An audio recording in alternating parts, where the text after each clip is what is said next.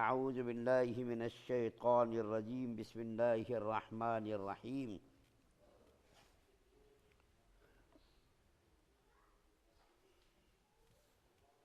قل امر ربی بالقسط واقیموا وجوہکم عند کل مسجد وادعوہ مخلصین لہ الدین کما بدأکم تعودون فریقا ہدی وفریقا حق علیہم الضلالہ انہم اتخذوا الشیاطین اولیاء من دون اللہ ویحسبون انہم مہتدون۔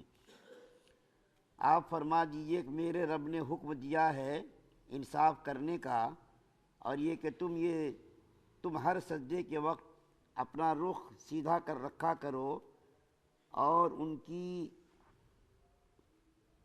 یعنی اللہ تعالیٰ کی عبادت اس طور پر کرو کہ اس عبادت کو خالص اللہ ہی کے واسطے کیا کرو۔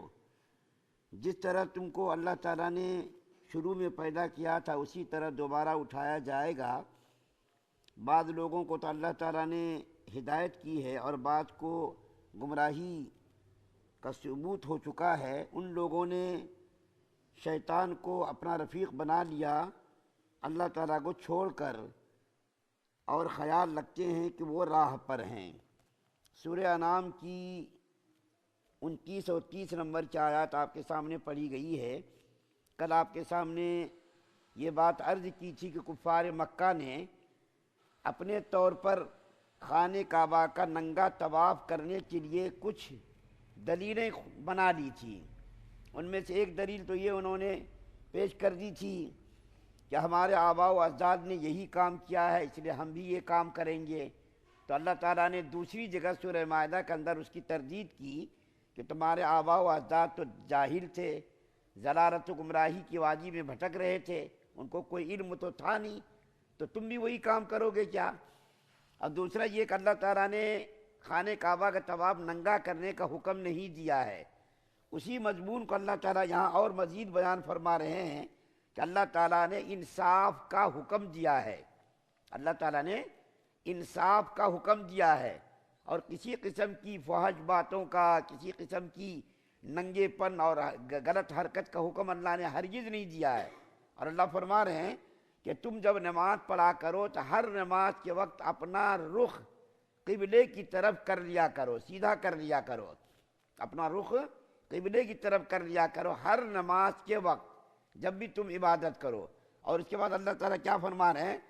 صرف اللہ کی رضا کے لیے کوئی بھی عبادت ہو، وَادْعُوهُ مُخْلِصِينَ لَهُ الدِّينَ، اللہ تعالیٰ کی رضا کے لیے کوئی بھی کام کرنا ہے تو کرنا ہے۔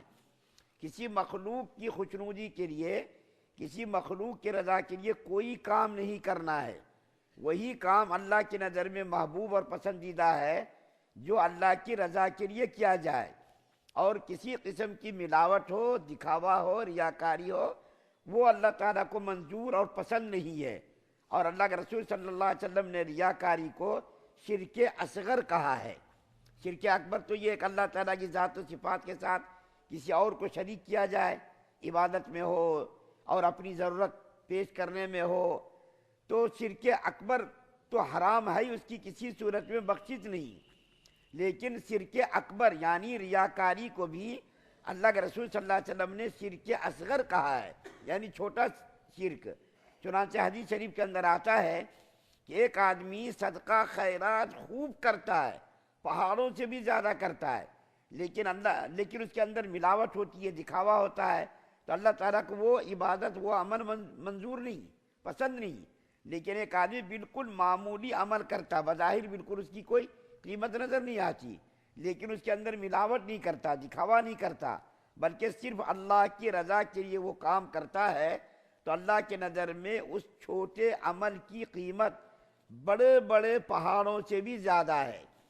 تو اللہ تعالیٰ جگہ جگہ قرآن کے اندر اللہ تعالیٰ نے فرمایا کہ دکھاوے کے لیے کوئی کام مت کرو، اور نبی کریم صلی اللہ علیہ وسلم نے ریاکاری سے سختی کے ساتھ منع کیا۔ اور اس کے بعد پھر فرما رہے ہیں کہ جس طریقے سے تم کو پہلی مرتبہ اللہ نے پیدا کیا، پھر دوبارہ تم کو اٹھایا جائے گا، کما بدأکم تعودون، جس طریقے سے تم کو اللہ تعالیٰ نے پہلی مرتبہ پانی کے چند ناپاک قطروں سے پیدا کیا، اور ماں کے رحم کے اندر پانی کے چند قطروں کو ڈالا گیا، اور اس کے بعد پھر اس کے اندر نقش و نگار کیا گیا، بہترین شکلیں بنائی گئیں، بہترین صورت بنائی گئی، ہاتھ بنائے گئے، پیر بنائے گئے، آنکھ بنائی گئی، کان بنائے گئے، بہترین نقش و نگار کر کے انسانوں کو دنیا کے اندر بھیجا گیا۔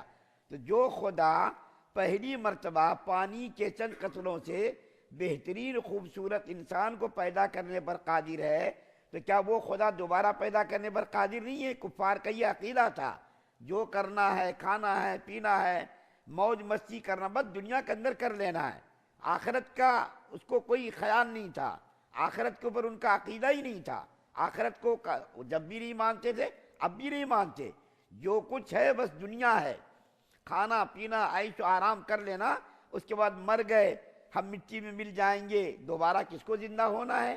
لیکن مسلمانوں کا یہ عقیدہ ہے کہ اللہ تعالیٰ نے مٹی سے پیدا کیا، اسی سے اٹھایا جائے گا، اور جو پھر قیامت کے دن اٹھایا جائے گا۔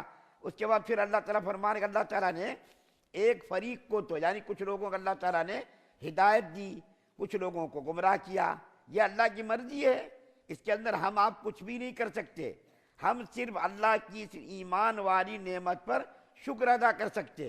اللہ نے کس کو ہدایت دی، کس کو گمراہ کیا، اس میں ہماری آپ کے عقل کا کوئی عمل دخل نہیں ہے، ہم کچھ بھی نہیں کر سکتے، اللہ کی مرضی پر اس کا انحصار ہے۔ اللہ نے جس کو چاہا ہدایت دی، جس کو چاہا گمراہ کیا، اس کی مرضی پر موقوف ہے۔ اور پھر اخیر میں فرمانا اللہ تعالیٰ، ان کفار نے، مشرکین نے شیطانوں کو اپنا دوست بنا رکھا ہے، شیطانوں کو اپنا ولی بنا رکھا ہے، اپنا حامی اور مددگار بنا رکھا ہے۔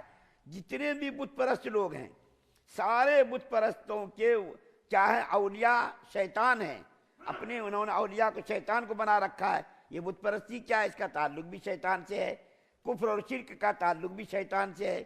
تو اللہ تعالیٰ نے اس آیت کریمہ کے اندر کئی قسم کے مضمون کو بیان فرمایا۔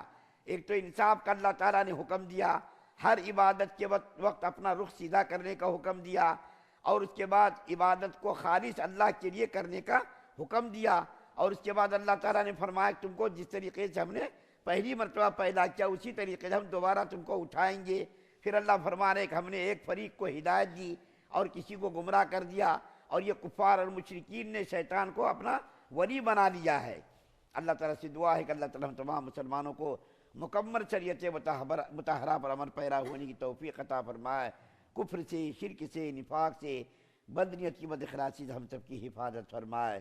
سبحان اللہ و بحمدہ، سبحانک اللہم و بحمدک، ونشہد ان لا الہ الا انت۔